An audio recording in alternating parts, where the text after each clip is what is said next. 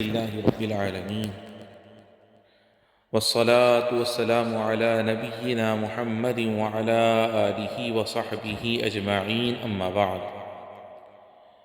محترم نمازی بھائیوں، آج ہمارے درس کا موضوع ہے اللہ خوبصورت ہے، خوبصورتی کو پسند فرماتا ہے۔ اسلام نے جن ایمانی آداب اور اچھے اخلاق کا حکم دیا ہے ان میں خوبصورتی اختیار کرنا، خوشبو لگانا اور لوگوں کے سامنے اچھی شکل و صورت کا اظہار کرنا بھی ہے۔ اللہ تعالیٰ اپنی کتاب میں فرماتا ہے قُلْ مَنْ حَرَّمَ زِینَةَ اللَّهِ الَّتِي أَخْرَجَ لِعِبَادِهِ وَالطَّیِّبَاتِ مِنَ الرِّزْقِ قُلْ هِیَ لِلَّذِینَ آمَنُوا فِی الْحَیَاةِ الدُّنْیَا خَالِصَةً یَوْمَ الْقِیَامَةِ، یعنی آپ فرما دیجئے کہ اللہ تعالیٰ کے پیدا کیے ہوئے اسباب، زینت کو جنہیں اس نے اپنے بندوں کے لیے بنایا ہے، اور کھانے پینے کی حلال چیزوں کو کس شخص نے حرام کیا ہے؟ آپ کہہ دیجئے کہ یہ چیزیں اہل ایمان کے لیے دنیا میں ہیں اور قیامت کے دن صرف انہی کو ملیں گے۔ یہ آیت بتاتی ہے کہ اللہ عز و جل نے ہمیں زیب و زینت اختیار کرنے، خوشبو لگانے اور زینت ظاہر کرنے کی اجازت دی ہے، اور ان چیزوں کو ایسی نعمت قرار دیا ہے جن سے مومن اپنے رب عز و جل کی اطاعت کرنے میں مدد لیتا ہے۔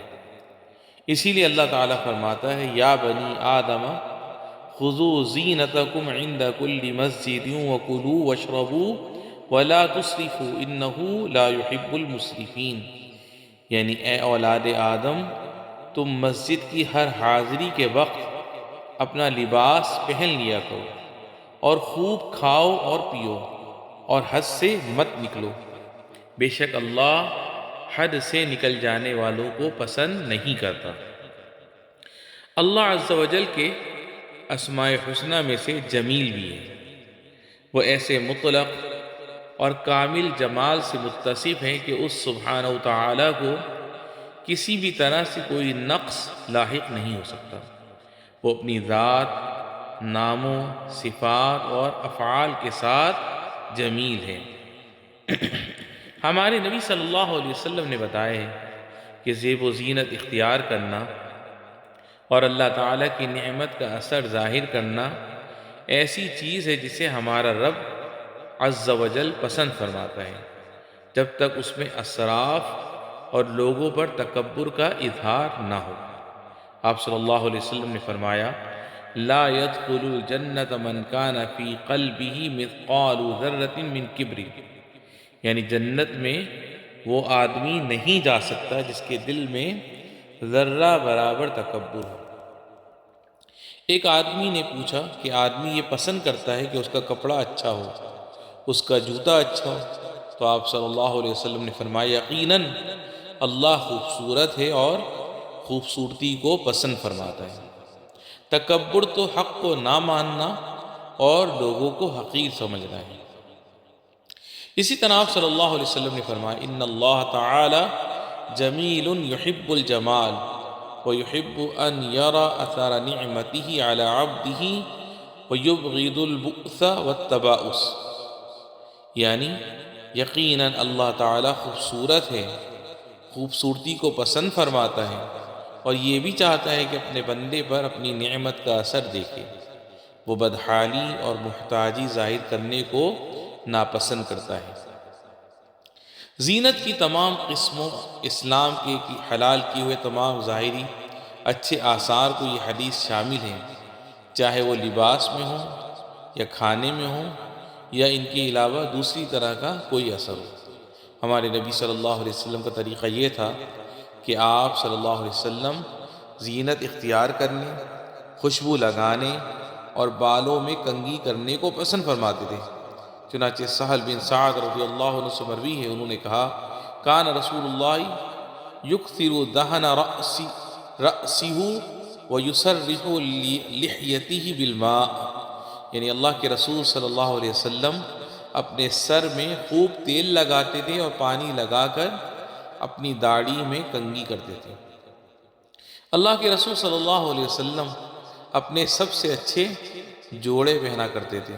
ابن عباس رضی اللہ عنہما نے کہا ہے لقد رأيت على رسول اللہ صلی اللہ علیہ وسلم احسن ما يكون من الحلل، یعنی اللہ کے رسول صلی اللہ علیہ وسلم پر میں نے سب سے اچھے لباس کا جوڑا دیکھا ہے۔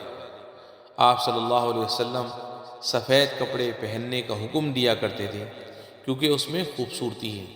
آپ صلی اللہ علیہ وسلم نے فرمایا البسوا من ثيابكم البياض فإنها من خير ثيابكم، یعنی اپنے سفید کپڑے پہنا کرو کیونکہ یہ تمہارے سب سے اچھے کپڑے ہیں۔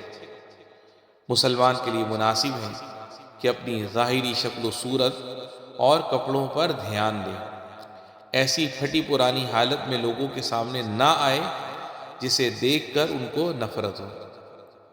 جو ایسا کچھ کرتا تھا تو اللہ کے رسول صلی اللہ علیہ وسلم اس کو خراب اور برا بتاتے تھے۔ چنانچہ حضرت جابر بن عبداللہ رضی اللہ عنہ سے روایت ہے، انہوں نے کہا اتانا رسول اللہ صلی اللہ علیہ وسلم فرآ رجلا شعیثا قد تفرق شعره فقال اما كان يجد هذا ما يسكن به شعره، ورأى رجلا آخر وعليه ثياب وثقة فقال اما كان يجد ماء يغسل به ثوبه، یعنی ہمارے پاس اللہ کے رسول صلی اللہ علیہ وسلم آئے تو ایک شخص کو آپ صلی اللہ علیہ وسلم نے پراگندہ حالت میں دیکھا۔ آپ صلی اللہ علیہ وسلم نے فرمایا کیا اسے کوئی ایسی چیز نہیں ملی جس سے یہ اپنے بالوں کو درست کر لیتا؟ آپ صلی اللہ علیہ وسلم نے ایک دوسرے آدمی کو دیکھا جس کے کپڑے میلے تھے، تو آپ صلی اللہ علیہ وسلم نے فرمایا کیا اسے پانی نہیں ملا جس سے اپنے کپڑے دھو لیتا؟